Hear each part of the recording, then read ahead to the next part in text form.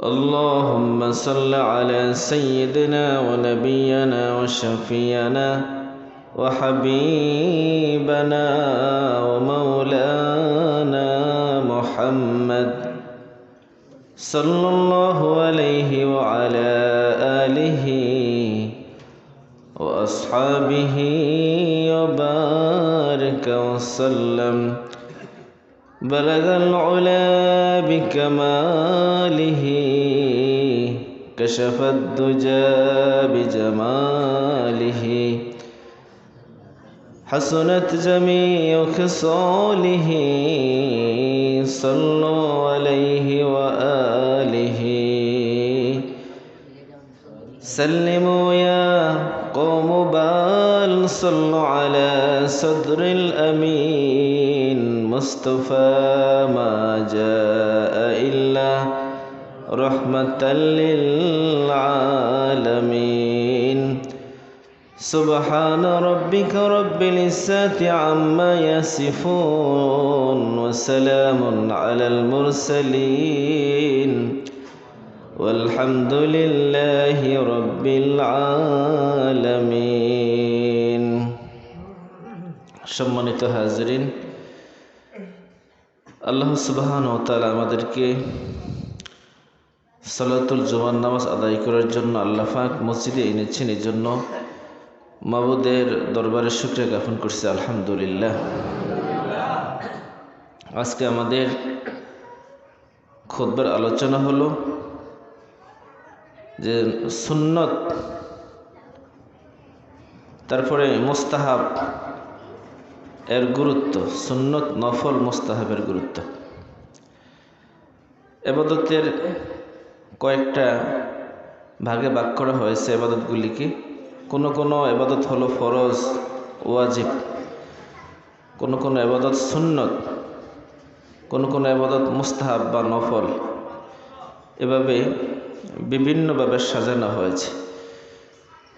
তো ফরজ এবং ওয়াজিবের গুরুত্ব হলো সর্বাগ্রে, কারণ ফরজ এবং ওয়াজিব হলো ফাউন্ডেশন, মূল ফাউন্ডেশন।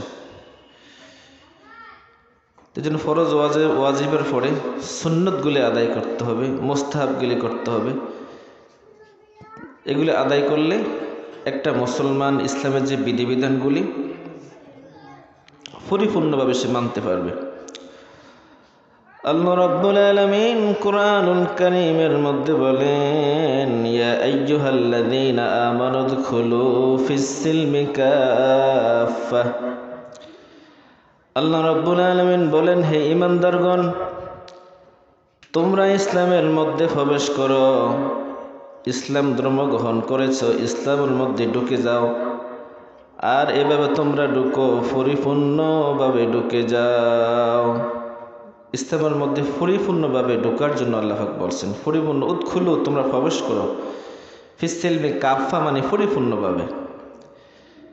কোনো মুসলমান যদি শুধু নামে মুসলমান হয়, মানে এমনি মুসলমান, আমল টামল নাই, এটার জন্য আল্লাহ পাক বলে না। আবার মুসলমান হয়েছে, আংশিক আমল করলো আর বাকিটা করলো না, এরকমও না। বরং উদখুলু ফিস-সিলমি কাফা, পরিপূর্ণভাবে ইসলামের মধ্যে প্রবেশ করে, এটা আল্লাহ পাকের বিধান। তো যে ব্যক্তি ইসলামের সম্পূর্ণ বিধানগুলি মেনে চলতে পারলো, সে পূর্ণাঙ্গ মুসলমান হইল। সুবহানাল্লাহ। আল্লাহ পাক আমাদেরকে পূর্ণাঙ্গ মুমিন, পূর্ণাঙ্গ মুসলমান হওয়ার তৌফিক দেখ, আমিন। রব্বুল আলামিন বলেন, মা ফাররাতনা ফিল কিতাবি মিন শাইইন। আমি কুরআনুল কারীমের মধ্যে এমন কিছু নাই যে বাদ রেখেছি।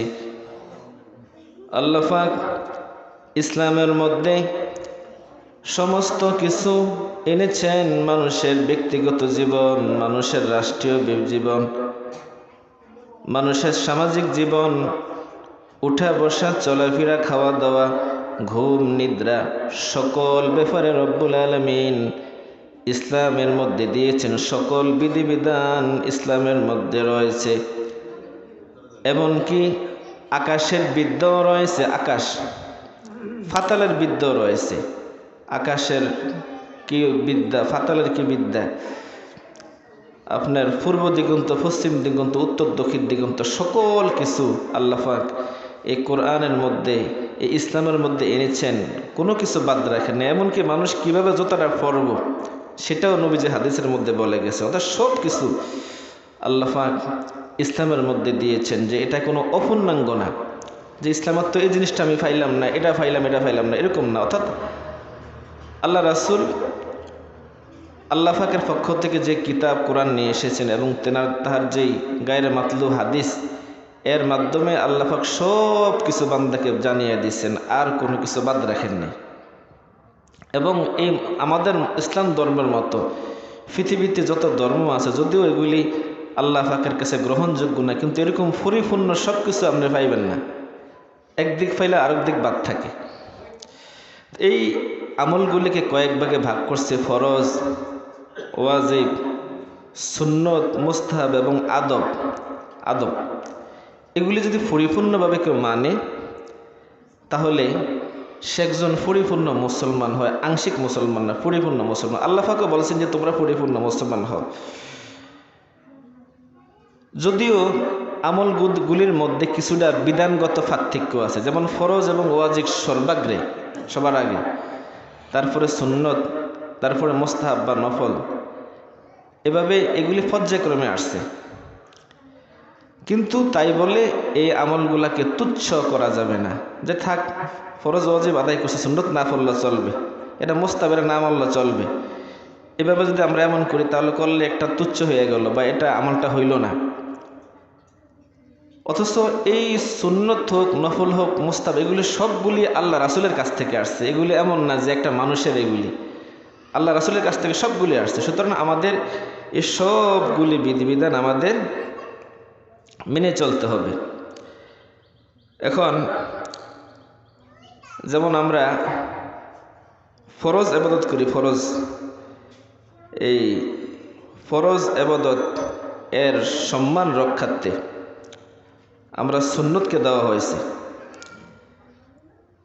একটা ফরজ, এটার পরিপূর্ণ হক রাখার জন্য সুন্নতকে দেওয়া হয়েছে। সুন্নতের পরিপূর্ণ হক রাখার জন্য মুস্তাহাবকে দেওয়া হয়েছে। মুস্তাহাবের পরিপূর্ণ দেওয়ার জন্য আদাবকে দেওয়া হচ্ছে। অর্থাৎ সবগুলি একটার সাথে আরেকটা যুক্ত, এগুলি কোনোটা এক না। যেমন আমরা একটা বিল্ডিং তৈরি করি, বিল্ডিং তৈরি করতে গেলে মনে করেন যে ইট লাগে, রড লাগে, সিমেন্ট, বালি, খোয়া লাগে।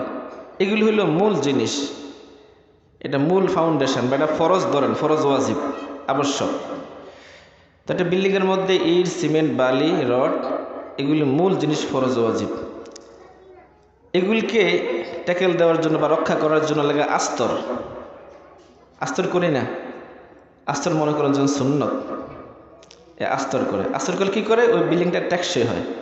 আবার আস্তরকে রক্ষা করার জন্য লাগে রং দেয়, বিভিন্ন রং দেয়, বা অনেকে এই সুনামুনা দেয়। তো এগুলি হইলে মনে করছেন মুস্তাহাব, মানে এটা উদাহরণ আর কি। আর এই সুনা বা রং, এগুলোকে রক্ষা করার জন্য লাগে আদব মানে কিছুদিন পর জায়গা রাখতে হয়, জানতে হয়, নাইলে রঙও খারাপ হয়ে যায়। তো একসময় রঙও নষ্ট হয়ে যাইব, আস্তর নষ্ট হইব। ওই আসল যে বিল্ডিং ফরজ ওয়াজিবের মধ্যে তখন গুণে ধরব, হামলা করব। এজন্য এগুলি একটার সাথে আরেকটা জড়িত। এই জন্য বলা হয় যে তোমরা সবগুলি আদায় করো, সবগুলি করো। আবার আল্লাহ রাসূল একটা উদাহরণের মধ্যে বলে দিয়েছেন, হাদিসের মধ্যে বলে দিয়েছেন, বুনিয়াল ইসলামু আলা খামসিন শাহাদা আল্লা ইলাহা ইল্লাল্লাহ ওয়া ইকামুস সালাহ ওয়া ইতাউজ যাকাহ ওয়াল হজ্জ ওয়াস সাওম ওয়া রমাদান।